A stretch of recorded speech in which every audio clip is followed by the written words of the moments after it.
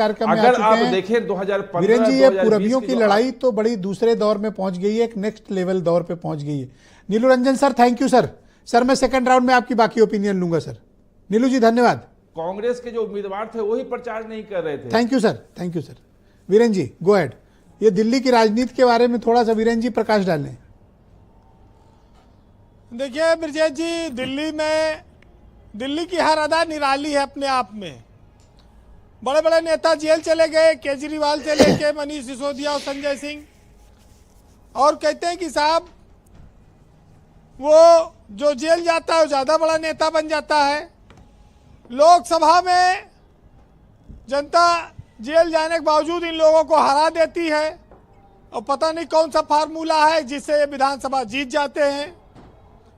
बड़ी अजीब सी स्थिति आपको देखने को मिलेगी। लेकिन ये बात आप आज कह सकते हैं आसानी से कि दिल्ली की जो सियासत है वो बड़ी खतरनाक है। वो एकदम तलवार के धार वाली सियासत है, पता नहीं कब कट जाए।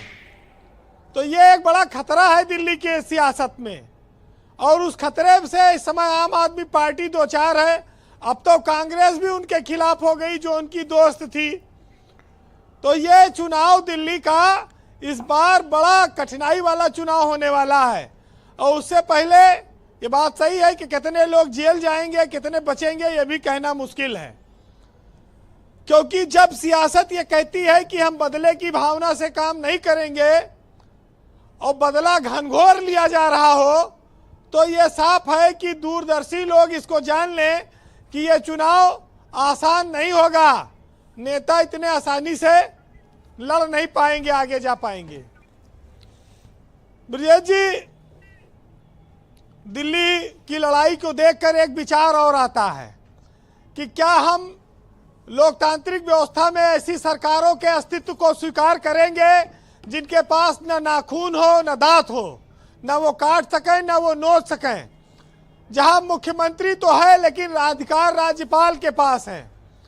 क्या संवैधानिक सिस्टम को इस पर विचार नहीं करना चाहिए कि या तो ऐसी राज्यों का जो अस्तित्व है वो समाप्त कर दे, वहां सरकारें ना रहें, या ऐसा सिस्टम बनाया जाए वहां पर फुल फ्लैज राज्य के मुख्यमंत्री हों जिनको अधिकार हो।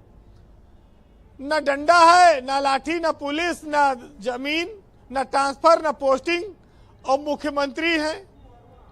तो कैसा राज मुकुट है कि खाली लिए घूम रहे हो राज मुकुट पहने, लेकिन अधिकार है नहीं राजा के पास एक को जी। तो इस चीज को सोचना होगा। और मैं इस बात को भी आगाह करूंगा आज कि जो लोग दिल्ली में चौथी बार सरकार बनाने की उम्मीद पाले हैं, उनको हरियाणा और महाराष्ट्र के चुनाव परिणाम से सतर्क रहना होगा कि जहां ये लोग कह रहे थे कि बीजेपी हार गई साफ हो गई, वहां बहुमत के साथ आ गई। तो वो बीजेपी दिल्ली में क्या चमत्कार कर दे अभी इसका अंदाजा नहीं है। हाँ, ये जरूर है कि शायद उमाशंकर पांडे की पार्टी एक आध विधायक जिता ले। इतना बड़ा ताना आज उनको मिला है कि इनके एको विधायक 10 साल से नहीं है दिल्ली विधानसभा में। तो वो बेइज्जती खराब कर दी रीना गुप्ता ने, वो भी जायज है। सॉरी, इज्जत खराब कर दी।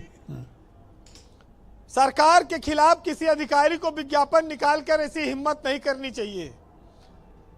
अगर दिल्ली या भाजपा के नेताओं का अगर कोई या उपराज्यपाल का कोई निर्देश हो तो उस आधार पर उसको करना चाहिए था जी। तो यह भी अपने आप में एक बड़ा विचित्र फैसला आया है। वैसे चूंकि आज समय कम है तो बस खाली इतना कहूंगा कि केजरीवाल भाजपा से कहते हैं कि बस एक मेरी मोहब्बत को ही तुम न समझ पाए, बाकी मेरी हर गलती का हिसाब बराबर रखते हो कि हम कहाँ चूके और कहाँ तुम पुलिस लगाओ। तो ये इस पर एक दोहा है, सुनिएगा कि कड़ी धूप की जिद देख कोने दुब की छांव, अपनी अपनी आग में जलता सारा गांव। सूरज की भौहें चढ़ी खाने लगा उबाल, समाधान क्या दे भला उलझे हुए सवाल। रेतीली संवेदना पथरीला संवाद, कड़ी धूप में हो रहा मरुस्थल का अनुवाद।